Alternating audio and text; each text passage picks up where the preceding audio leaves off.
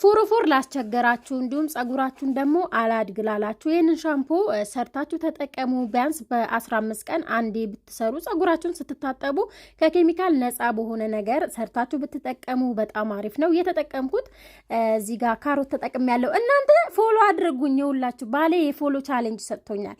100,000 ፎሎ ከገባሽ ወርቅ ገዛልሻለሁ ብሎኛል። የምሬን ነው። ይሄንን ቪዲዮ ማለት ነው ሼር አድርጉት፣ ላይክ አድርጉት። እስቲ ፍትህ ለኔ በቃ ለኔም ቁሙልኝ በቃ የምሬን ነው። በቃ እኔ ወርቅ አምሮኛል። ለምን እንደሆነ አላልቅም።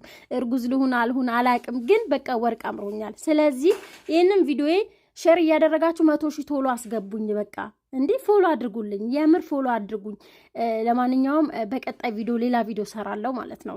ለማንኛውም የሰራሁት በዚህ መንገድ 2 ካሮት ነው። 2 ካሮት ፈቅፍቄው በዚህ መንገድ ፈጭቼዋለሁ። ከፈጨው በኋላ አጥልየዋለሁ። ካጠለልኩ በኋላ የተጠቀምኩት እናንተ የበቆሎ ዱቄት ካላችሁ ተጠቀሙ፣ እሱ በጣም አሪፍ ነው።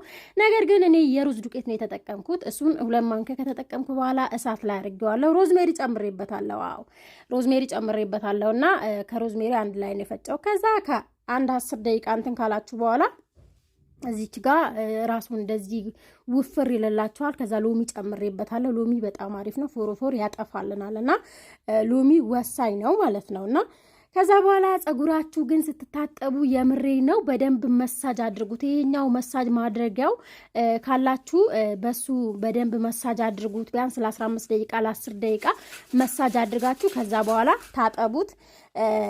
የምር በቃ ጸጉራችሁ ራሱ ልስልስ ነው የሚያደርግላችሁ። ፎሮፎር ራሱ ድራሹ ነው የሚጠፋው።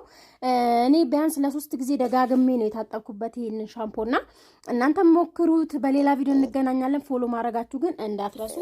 ባይ መልካም ቆይታ ይሁንላችሁ።